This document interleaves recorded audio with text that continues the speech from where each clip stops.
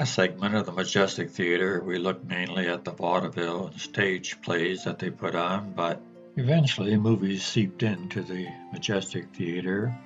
In 1906, there was a tremendous earthquake in San Francisco. This was the headline in the Port Huron paper. Frisco is doomed. The fire spreads. Hundreds are buried in ruins of terrible earthquake. Thousands suffer from injuries inflicted by falling walls. The whole city is a veritable cauldron of death and disaster. In 1906, films of any kind were rare, but to have a film of the aftermath of the earthquake was extraordinary, and so people packed the theaters to see it, and the Majestic was no exception. And here's the ad for that film. This may have been the very first film that was shown at the Majestic Theater. Frisco Earthquake and Fire.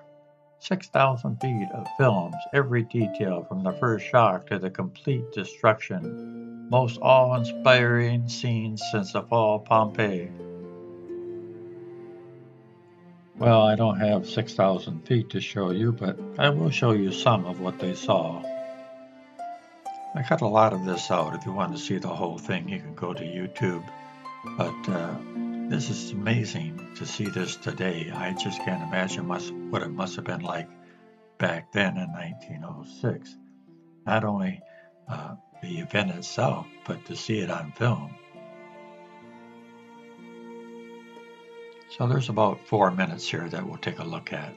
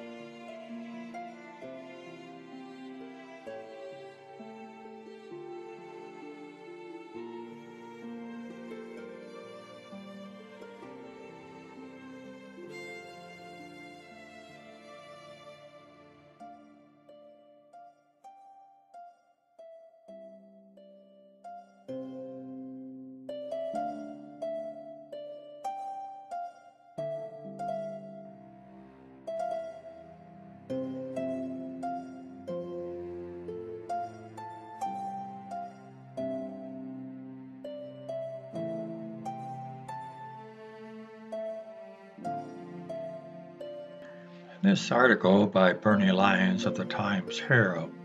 He said there were 4 movies that were instrumental in changing over the Majestic Theater from vaudeville and stage plays to the movie theater. And we're going to look at these 4. The first one was the earthquake one that we just looked at. And the second one is Neptune's Daughter. And you can see an ad for Neptune's Daughter right here. Neptune's Daughter, a season in New York, 4 months in Chicago, and direct from 14 weeks at the Detroit Opera House. 1,000 people, 800 scenes, 2.5 hours. Words fail to describe its wonders. It must be seen to be appreciated. Detroit Free Press. Nothing like it, ever seen before. It thrills, amuses, and delights. Detroit News. There was quite a bit written about a shocking one-piece bathing suit that she wore. So I'm not going to show you the 2.5 hours, but I will show you that scene.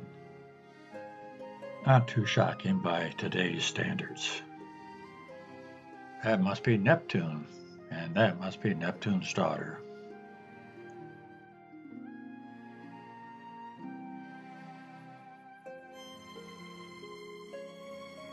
She's no Olympian diver, but not bad for an actress.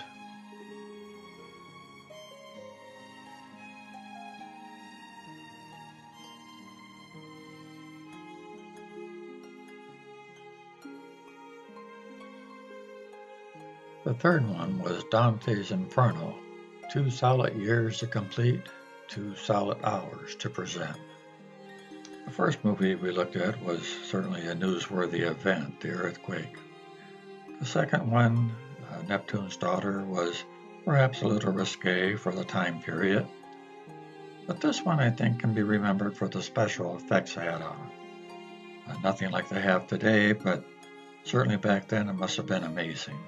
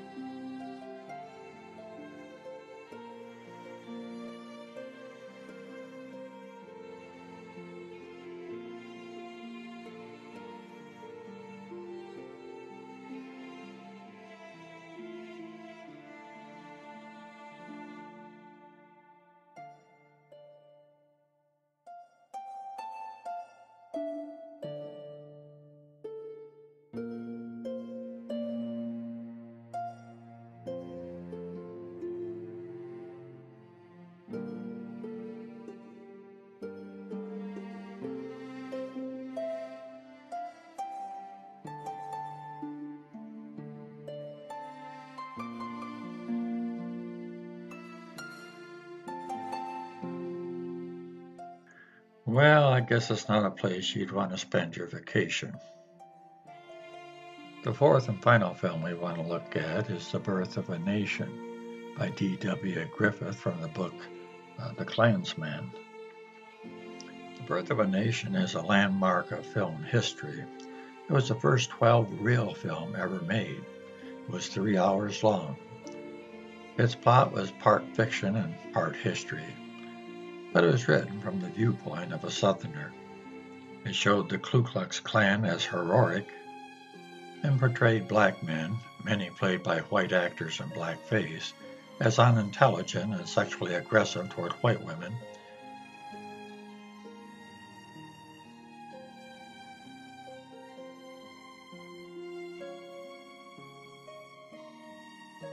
There were widespread black protests against the Birth of a Nation.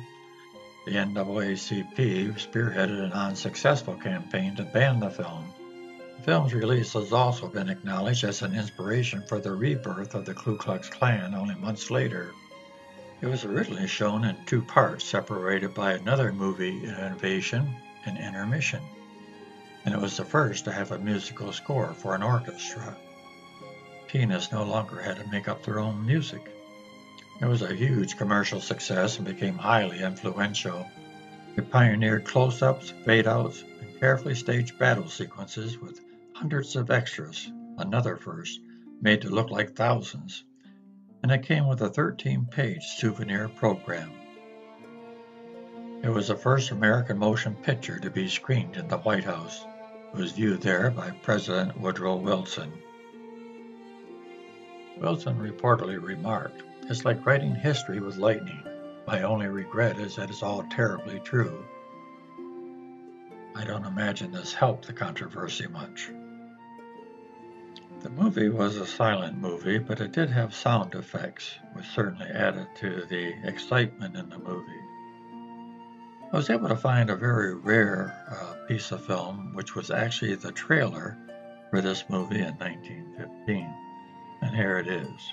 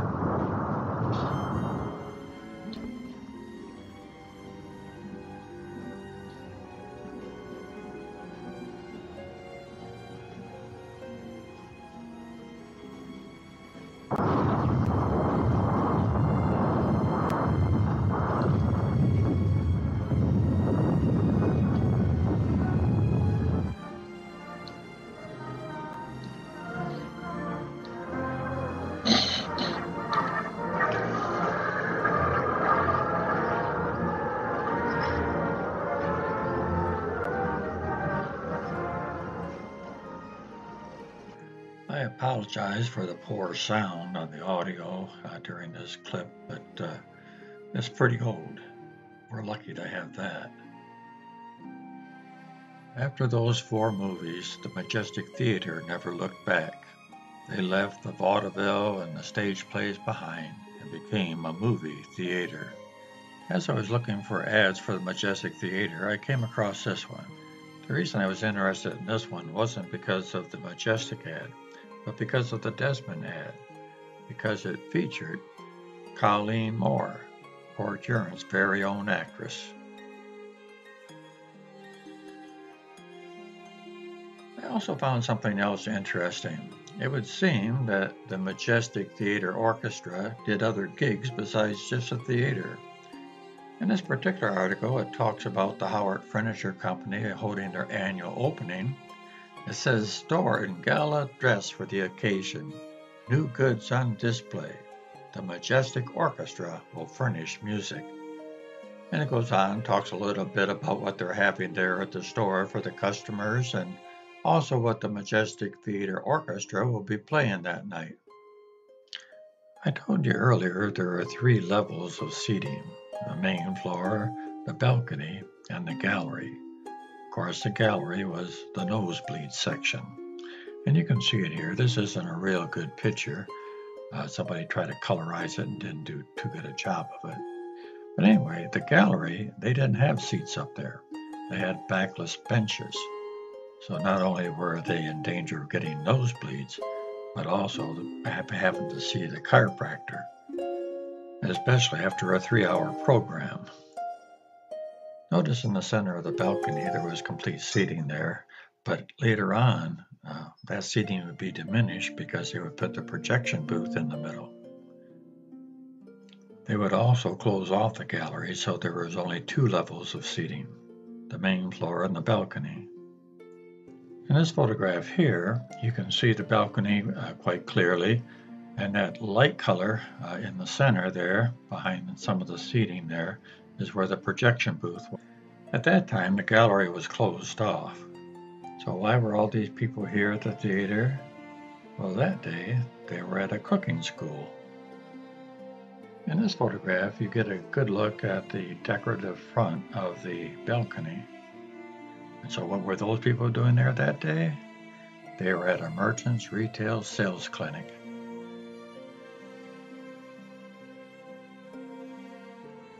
In October 1939, this was a headline in the Times Herald.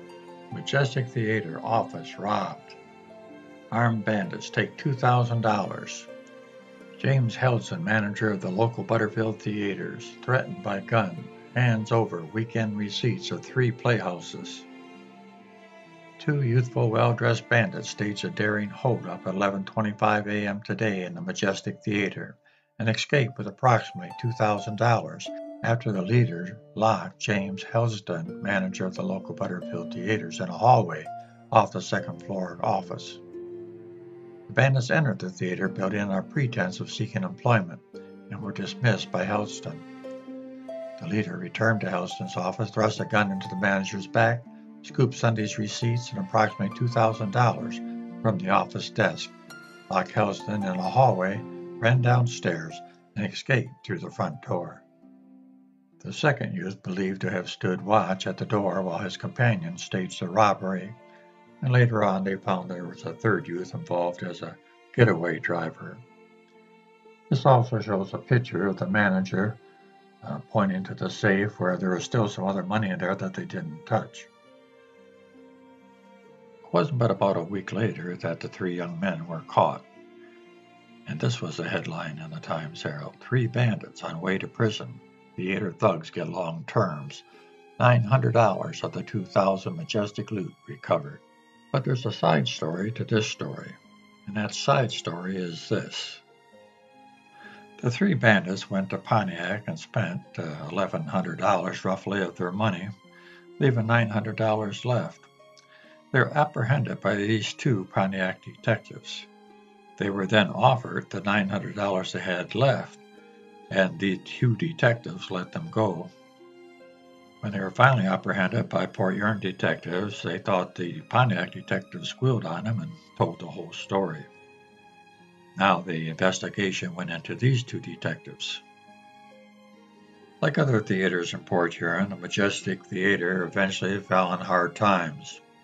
1951, They only open part-time for movies on the weekends. And that's what this little blurb here says. They have been closed because the manager says they didn't have an air conditioning unit. But the reason they actually closed, they didn't have the money for an air conditioning unit. In October of 1958, the decision was made that the Majestic Theater would be torn down. And that's what happened in February of 1959. This majestic building that you see on Grand River, you would never know how large the theater was by looking at this building. But if you look at that building in the background, that's where the actual theater was. And look how much bigger that is than the building in the foreground. This is what it looks like from Superior Street. Looking at the rear of the theater, you see something that reflects its history. Vaudeville, pictures, road shows. And finally, it starts to come down. Here you can see the stage area. This would be looking from the back of the stage area to the audience. Here's a little better picture. You can actually see the 3 tiers of seating that they had originally. And now the Majestic Theater is just a memory. Well, that concludes our segment on the Majestic Theater. Join me in my next video and we'll sneak around the corner and look at the Family Theater.